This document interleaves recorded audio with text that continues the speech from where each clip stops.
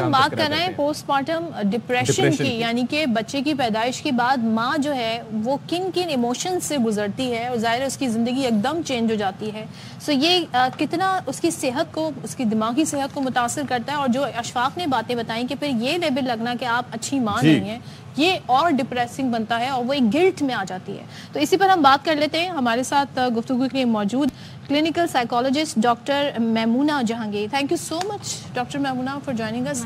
سب سے پہلے ہم نے کوشش کی آپ بتا دیں آسان الفاظ میں کیا ہے پوسٹ پارٹم ڈپریشن. دیکھیے اشفاق نے بالکل صحیح بات بولی ہے کہ ہمارے یہاں ایکسپیکٹ یہی کیا جاتا ہے کہ بیسیکلی پریگنینسی بس چائلڈ برتھ ہو گئی اس کے بعد جو ہے سب ختم ہو گیا. پوسٹ پارٹم ڈپریشن کا مطلب یہ ہے کہ چائلڈ برتھ کے بعد پوسٹ پارٹم وہ جب ہو گیا اس کے بعد ڈپریشن ہونا، جیسے کہ انہوں نے کہا کہ باڈیلی چینجز ہوتے ہیں. تو چینجز ڈپریشن ایک چیز ہوتی ہے بیبی بلوز اور ایک چیز ہوتی ہے ڈپریشن. جب آپ کے یہاں ولادت ہو جاتی ہے اس کے بعد 3 چیزوں میں چینجز آتے ہیں. کیمیکل چینج ہوتا ہے، سوشل چینج ہوتا ہے اور سائیکولوجیکل چینج ہوتا ہے. کیمیکل چینج ریپڈ ڈراپ ہوتا ہے کیمیکلز کا، بیکاز ڈیورنگ پریگنینسی آپ کا پروجیسٹرون ہائی ہوتا ہے، ایسٹروجن ہائی ہوتا ہے وومنز میں. وہ فوراً جب نیچے آتا ہے تو ہارمونز پورے ڈسٹرب ہو جاتے ہیں، اس کی وجہ سے آپ کے اندر پرونس زیادہ ہوتی ہے. دوسری چیز ہمارے یہاں سوشل چینج، پھر ہمارا سائیکولوجیکل آئیڈینٹی کرائسس شروع ہو جاتے ہیں. یو بیکم مدر، سارے ریلیشن شپ آپ کے اب اس ڈائنامکس میں دیکھے جاتے ہیں. آپ کے سارے ریلیشن شپ چینج ہوتے ہیں، ایون ود یور ہسبینڈ. اور آپ کی ایک چیز مانیٹر ہو رہی ہوتی ہے، جج ہو رہی ہوتی ہے، سسرال ان لاز. ہاں یہ سب چیزیں تو ہوتی ہیں کہ یہاں دیکھا جاتا ہے کہ ہم نے بھی، یہ تو بہت کامن ہے کہ ہم نے بھی بچے پیدا کیے ہیں. ہمارے ساتھ تو یہ نہیں ہوتا تھا. اور میری فیملی میں ہی مجھ سے ایک دفعہ ایک انہوں نے بولا، بڑی عمر کی تھیں، کہ کیا مجھے بھی کبھی ایسا فیل ہوا ہوگا جو آج کل کی بچیاں آرام سے بتا پاتی ہیں کہ میں یہ محسوس کر رہی ہوں. تو اس وقت مجھے یہ احساس ہوا کہ واقعی میں پہلے کی جو ہمارے یہاں خواتین تھیں ان کو تو اس چیز کا احساس ہی نہیں ہو، اویئرنیس نہیں تھی، اور وہ ان چیزوں سے گزرتی بھی ہوں گی تو ان کو وہ بتا نہیں پاتی. اچھا میمونہ، تو یہ مجھے بتائیے کہ یہ کیفیت ویسے تو کہا جاتا ہے کہ 6 ویکس تک رہ سکتی ہے. اب اس کے اندر 2 چیزیں، یا تو سیزیرین ہو یا پھر نارمل ڈلیوری ہو. سیزیرین میں پھر بھی آپ کو مارجن مل جاتا ہے، اس کے اندر پھر بھی گھر والے تھوڑی لیوریج دے دیتے ہیں. اس میں انڈرسٹینڈنگ چونکہ نہیں ہوتی تو فوراً آپ سے ایکسپیکٹ کیا جاتا ہے کہ تیسرے چوتھے دن سے آپ اسٹارٹ ہو جائیں اپنے معمول کے کاموں میں.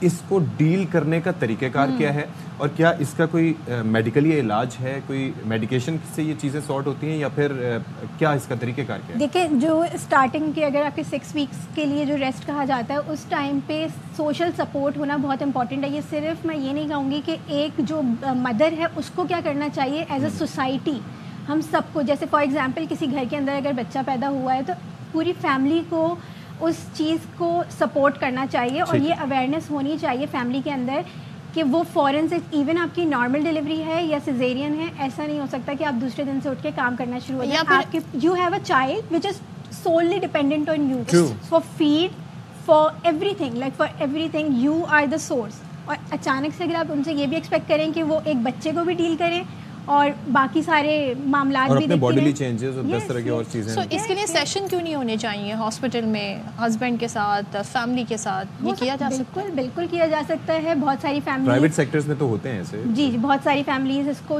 آپٹ بھی کرتی ہیں، اس آپشنس کو، کہ وہ اس چیز کے بارے میں جانیں. بہت سارے ہسبینڈ اس چیز کے بارے میں کنسرنڈ ہوتے ہیں کہ وہ کس طرح ڈیل کریں. لیکن کبھی ایسا بھی ہوتا ہے جب ان کی وائفس ڈپریشن میں آ جاتی ہیں اس کے بعد یہ وہ اپروچ کرتے ہیں کہ ہاؤ ٹو ڈیل.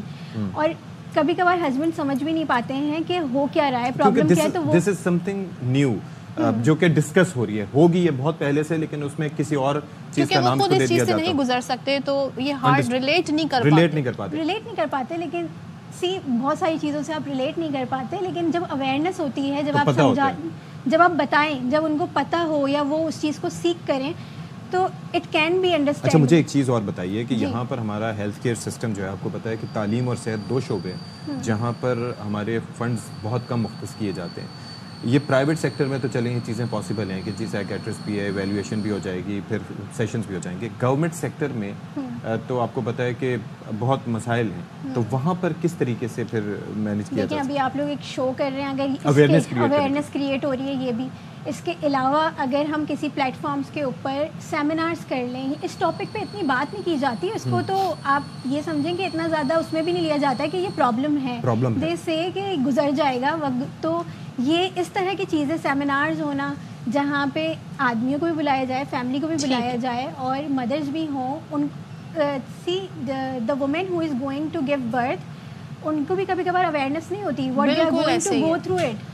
پھر جب وہ اچانک سے ہوتا ہے دین دے سمجھ نہیں ان کو سمجھ نہیں پاتی, پھر اریٹیبلٹی بہت زیادہ ہوتی ہے, اور اپنی سیلف بلیمنگ بہت زیادہ ہوتی ہے. I am not a good mother, مجھے اپنے کبھی کبھار بچے پہ غصہ آتا ہے, they start judging them self کہ ماں کی ممتا تو بہت, اور وہ ڈپریشن میں مزید اضافہ کر دیتے ہیں. بالکل. Thank you so much doctor Maimoona Jahangir ہمارے ساتھ تھے, وہ اور کہ لوگ اس سے انڈرسٹینڈ کریں کہ یہ کوئی ایسا ایشو نہیں ہے کہ جان بوجھ کے کوئی کر رہی ہے, it is all related to the hormones, اور اس میں ڈاکٹرز اور ہاسپٹلز بڑا اہم کردار ادا کر سکتے ہیں.